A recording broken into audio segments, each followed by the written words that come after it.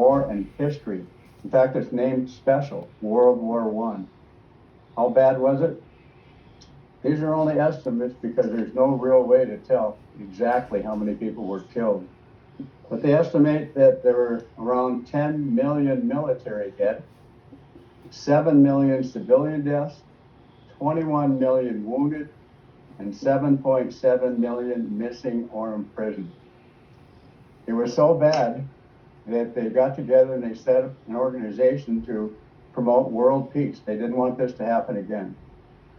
That was the League of Nations.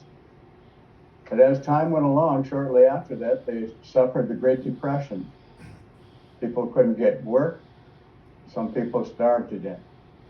But shortly after that, the League indeed did fail.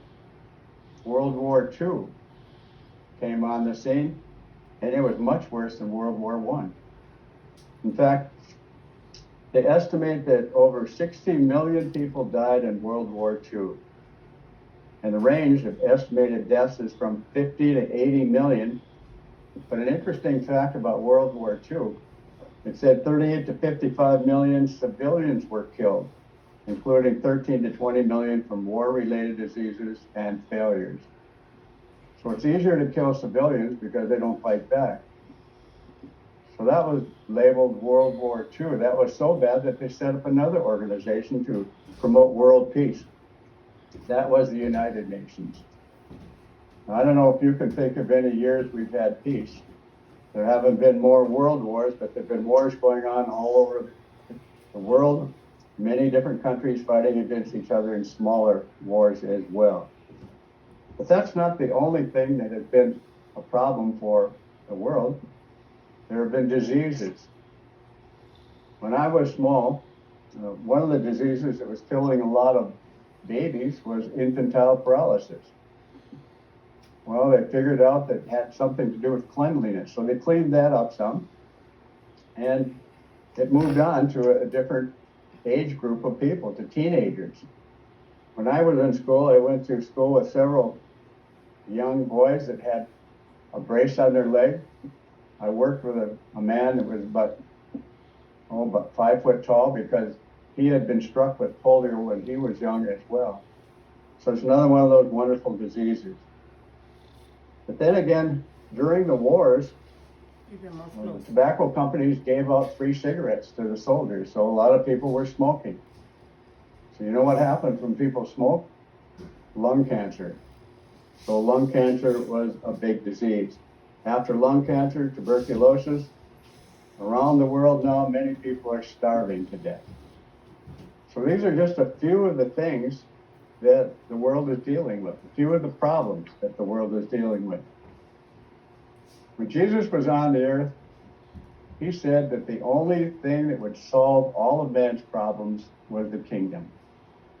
I'm going to encourage you to turn to Matthew 13, verses 44 through 46. He gave two illustrations, two different men. And as we read this account, I'd like you to think about the differences between these two men, and then how are they similar? We'll start in verse 44. Matthew 16. It said, the kingdom of the heavens is like a treasure hidden in the field that a man found and hid. And because of his joy, he goes and sells everything he has and buys that field. Again, the kingdom of the heavens is like a traveling merchant seeking fine pearls. Upon finding one pearl of high value, he went away and promptly sold all the things he had and bought it. So when you think of these two individuals, they were different in one way. The one man walking across the field wasn't looking for anything, but he found it, he recognized it, he sold everything, and he bought it. And the other illustration, it was a traveling merchant. Now, in the time when Jesus gave this, sometimes those merchants would go all the way to the Indian Ocean to look for fine pearls. And that was a long way overland. But when he found that pearl, he was searching for that, he found it, he sold everything he had, and he bought it. So, one was looking, one was not, but the thing they have in common, when they found it, they both sold everything and they bought it. So both of these men made sacrifices to obtain something of even greater value. But before we continue on, we have to understand what the kingdom is. There seems to be some misunderstandings about the kingdom. Some people think, well, it's in your head, or it's in heaven, and it'll only affect me when I go to heaven. But the Bible doesn't leave us in doubt as to what the kingdom is and what the kingdom is going to do. Place that really explains very well what it is and what it's going to do is in Daniel chapter 2 and verse 44. There's a lot of interesting points in there. It tells us just exactly what that kingdom really is. It says, in the days of those kings, the God of heaven will set up a kingdom that will never be destroyed, and this kingdom will not be passed on to any other people. It will crush and put an end to all these kingdoms, and it alone will stand forever. Well, it's pretty obvious when you call it a kingdom. It has a king as a ruler. It rules over an area, so it's a type of government. You know who it is that sets this government up? It's the God of heaven. So they're not elected. They don't take over, kill the previous ruler. That's not how they come into power. But Jehovah God is the one that sets this kingdom up. And it says, it will not be passed on to any other people. Should I take over? Because the people that will be part of this kingdom arrangement, Jesus Christ as the king, associate rulers, 144,000, these individuals do not die. They have immortality. So it won't be passed on to anybody else. And then notice what it's going to do. It said it will crush and put an end to all these kingdoms, and it alone will stand forever. So just think of that. The whole world ruled by one government, rule for the good of all, not just a few, and it's going to last forever. So the kingdom is indeed something that we can understand exactly what it is and what it's going to do and how it's going to affect it. So now we get to the point about why is kingdom truth so valuable?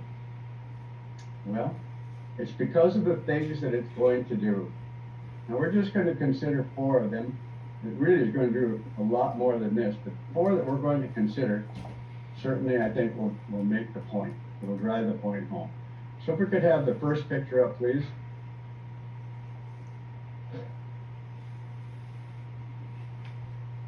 When you take a look at this picture, more than likely, this is Jesus with his apostles. They're on the Sea of Galilee, probably, and a violent windstorm has come up.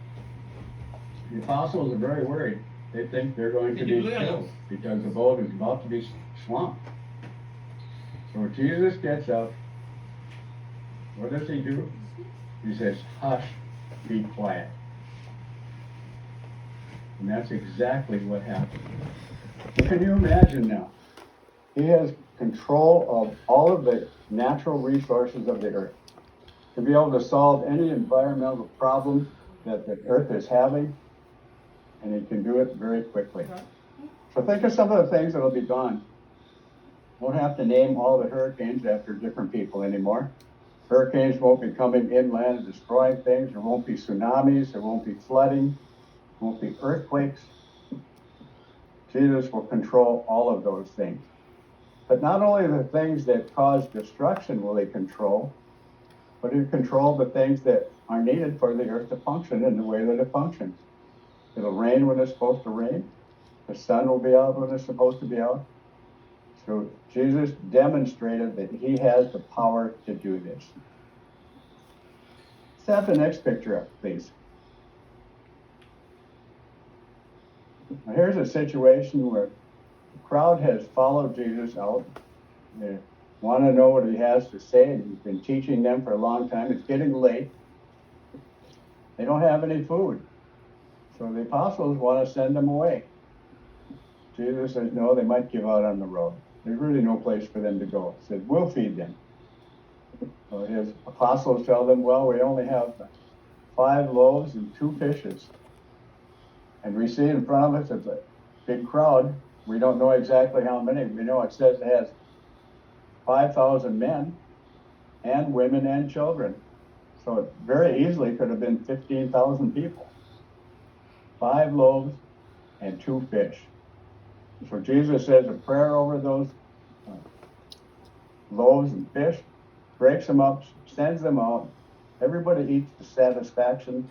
When they're done, they gather up 12 baskets full of provisions. So Jesus has control over the earth, and he's going to be able to feed everyone. So think of the things that you see now that you don't want to see ever again. These little children, they're starving. They're so thin they can't even lift their heads up. You won't drive down the street anymore and see someone on the corner with a sign up, doesn't have any money, doesn't have any food, please give me something. Those things will be gone. Jesus has the ability to feed all of mankind, and he will. He's going to eliminate hunger. The next picture, I want you to take a look at the faces on the people that are surrounding Jesus. They put a lot of work into these illustrations. If you take a look at the faces, this man that Jesus is about to heal has leprosy. Leprosy was a very contagious disease. If you were a leper, you were not allowed to live with your family, your friends. You were out by yourself. As you walked down the street, you'd have to yell out, unclean, unclean. And then people would stay away from you so they didn't catch it. So you see some of these people, when you look at their faces, it looks like they're telling Jesus, no, don't touch him, don't touch him. Jesus not only reaches out one hand to touch him, but he reaches out both to touch him. And he cured him right there on the spot. There's no more, you have to have more faith. I can't cure you now, you've got to get more faith, so I'll go in the back. When Jesus was traveling around all these different places, said that people brought him every sort of infirmity, and says that he cured them all. So think of all the diseases that people have that will be gone. Think of the one that's afflicting so many people now. COVID will be gone. All these other diseases that people get, they'll all be gone. Jesus has the power to do that. And not only that, when you look at how Jesus is reaching out to touch this man, he wants to do it. So he has the power, and he wants to do it. He's going to do it. But this last picture that we're going to take a look at, sometimes it almost makes me start crying when I look at this. I don't know if you can think about, I don't know if you've been, the older you get, the more times you're around people who are dying. That's a simple fact. If you've ever been around somebody when they're dying, they took their last breath, it's one of the worst times I think I've ever experienced. So think about the situation with this woman now. She's a widow, has no husband. This is her only son. And he's all wrapped up, and they're there, they're carrying him off, they're going to put his body into the ground, he'll be gone. Jesus sees this situation. He feels pity for the woman. He feels her pain. And so what does he do? He goes up, he stops the men who are carrying the body. He says, young man, get up. His hands are still wrapped, but he gets up. And look at the expressions on the faces. Think of how you felt when somebody you loved died. Now think about how just the opposite emotion is going to take over. I'm not much of a hugger, but maybe on occasions like that, maybe I'll be a hugger. But just think of how this widow feels now when Jesus is going to do this. So these are just a few of the things that the kingdom is going to do, but there are 4 things I think that really will tell us it really is something that's very, very valuable. So doing more than just showing what he could do, he also taught us how we can gain everlasting life under that kingdom. So the next question, and it's a very important one, is how can you buy kingdom truth? We know what the kingdom is. We know what it can do, what it will do, but how can we be part of that? How can we buy kingdom truth? Well, take back to Jesus' illustration. The two men in that illustration sold everything that they had. That's how valuable they thought kingdom truth was. So how can you show that you value kingdom truth the same way that these two men valued kingdom truth? Well, the one thing that we all have the same amount of is time. It takes time to learn about the kingdom. It takes time to learn the truth. Now, perhaps you're having a Bible study, but it takes more than an hour a week to learn the kingdom truth. We need to set aside time so that we can do some studying on our own. We need to find out what's required by this kingdom arrangement. We also need to prioritize things. Things get in the way, don't they? The world wants you to go one way. The kingdom wants you to go another way.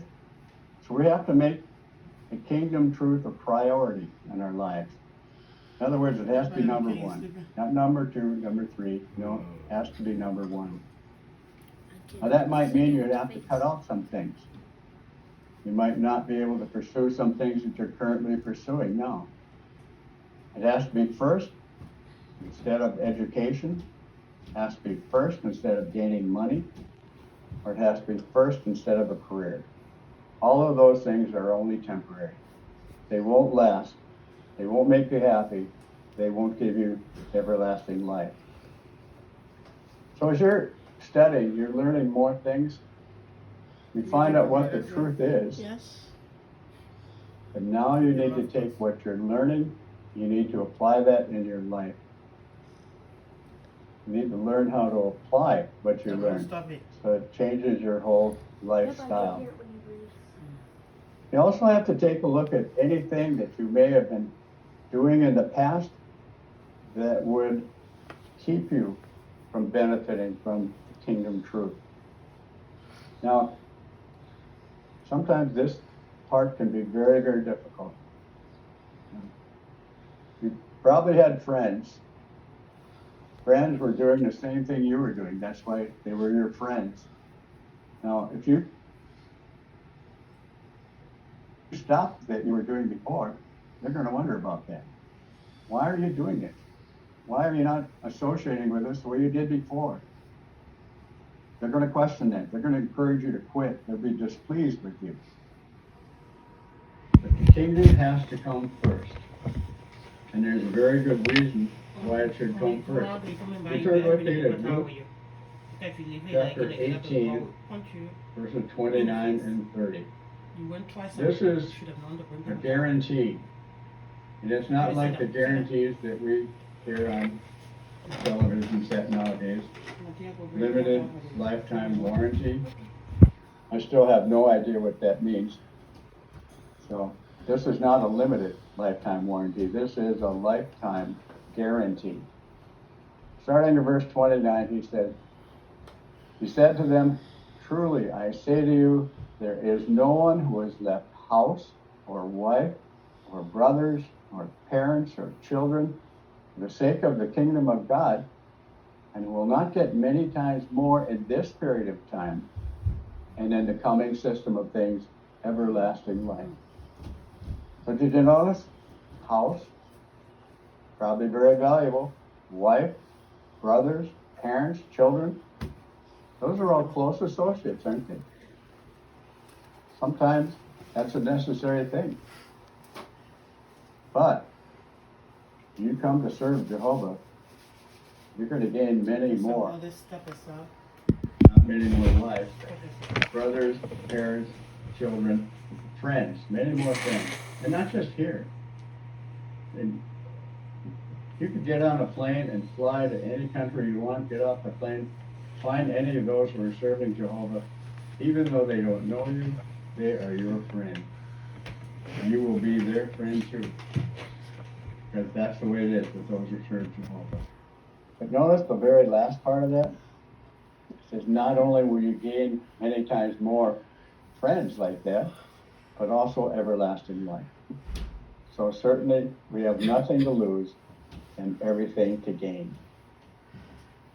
Take it to your phone. Well, we've talked about several things now. We know exactly what the kingdom is. It's a government. We know what it's going to do. It's going to crush all these other governments. It's going to be something that will restore mankind to the condition that Jehovah wanted them to be in, wants us to be in. So the big question now is, after we've learned how to buy it, will you buy it? That's a question that each of us has to answer. We're going to find out what we have to do, but will you apply what you have to do, and will you buy it? I'm going back to the illustration now. Yeah. You think of what they did. They found this pearl of high value, kingdom truth. They immediately sold all that they had and they bought it. You notice it said they did so with joy. They were happy to spend what they had to buy it because they thought it was that valuable. So I would like to close then. I mean, do we look at what we have to give up? In other words, are we looking at the cost of buying kingdom truth? Or are we looking at the value of what we found? In Bible times, many people made changes in their life because they valued kingdom truth. One of those was Zacchaeus. Now, I don't know too much about tax collectors, but tax collectors in the time of Jesus, they were not what you would call the most honest of men. A lot of times they inflated the taxes and they kept the extra money they inflated for themselves.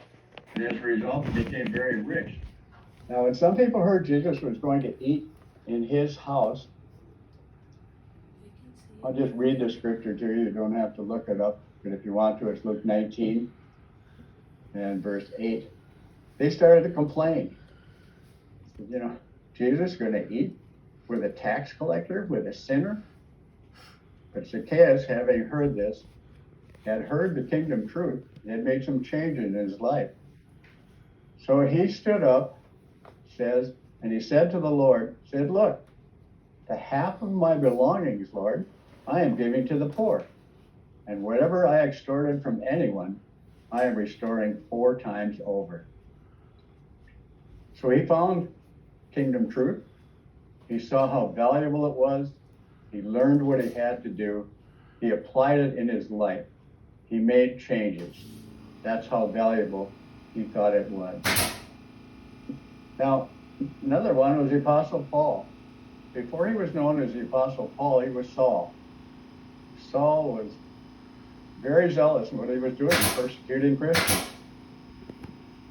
Saul also was studying to be a lawyer. Lawyers would have made a lot of money. It was said of him that he was more zealous than any of those of his same age group. So Paul probably would have gone far. Saul would have gone far. So when he got the truth, he gave those things up. He gave up a promising career. He gave up the religion that he had been taught as a youth. And he was just as zealous for serving kingdom interests. So these 2 individuals are in the past, but we have examples of people in modern times that have done the same thing, that they have given up careers, and they did it with joy, and they made changes in their life. So I invite you to watch this short video, and we'll talk about it after.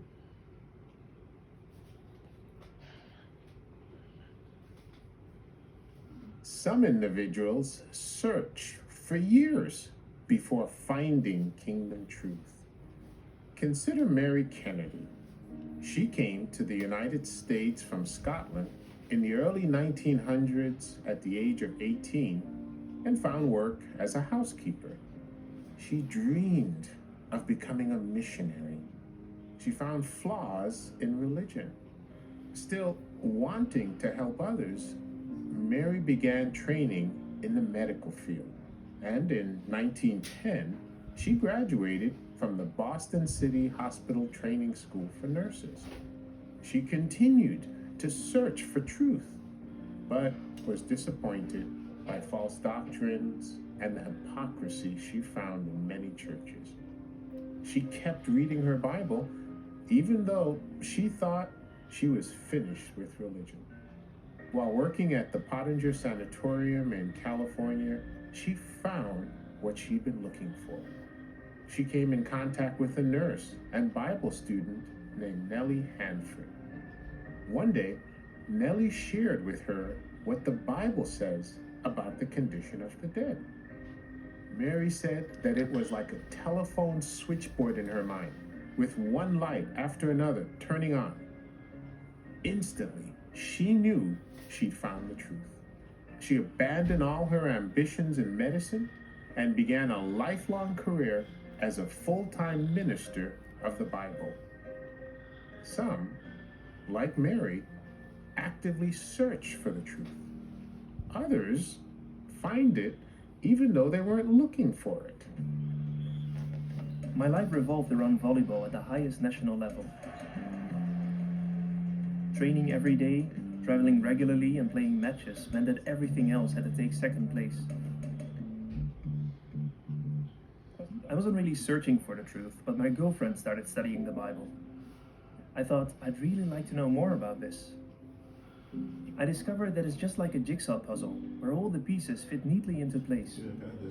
Daniel chapter 2 in particular intrigued me, and I realized that it was important to do more with what I was learning. So I had to decide between a temporary life in this world or eternal life under God's kingdom. I needed to make changes in how I spent my time and in my priorities. I was quite self-centered.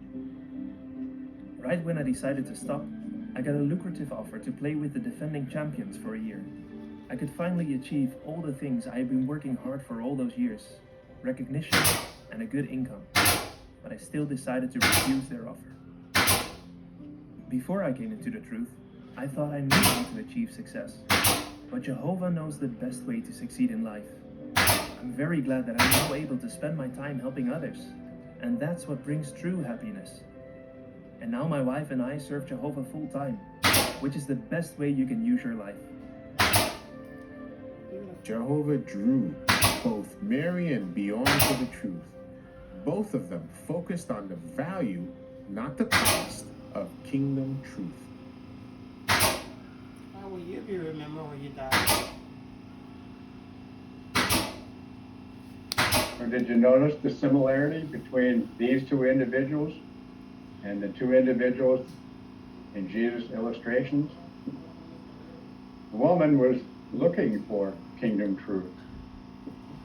She saw all the hypocrisy in religion, and so she decided to leave religion. She didn't think she'd find it there, but she still continued to read the Bible. And then later on, after she was taking up a career, because she liked to help people, so she became a nurse. Ran into another nurse. The nurse clearly explained to her the condition of the dead. She recognized what it was. She grabbed onto it. Until the rest of her life, she served as a regular pioneer teaching others kingdom truth. How about the other man, the young man? Here he was involved in sports. He must have been pretty good at it because he was offered an opportunity to play for the defending champions. But his girlfriend was studying.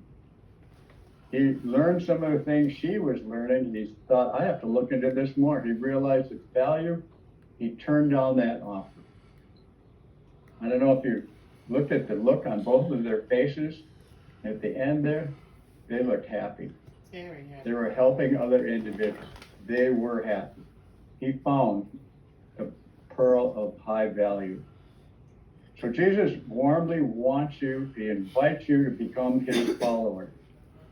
He's doing everything he can to bring that invitation to as many people as possible. The invitation is open now, but it will not stay open forever.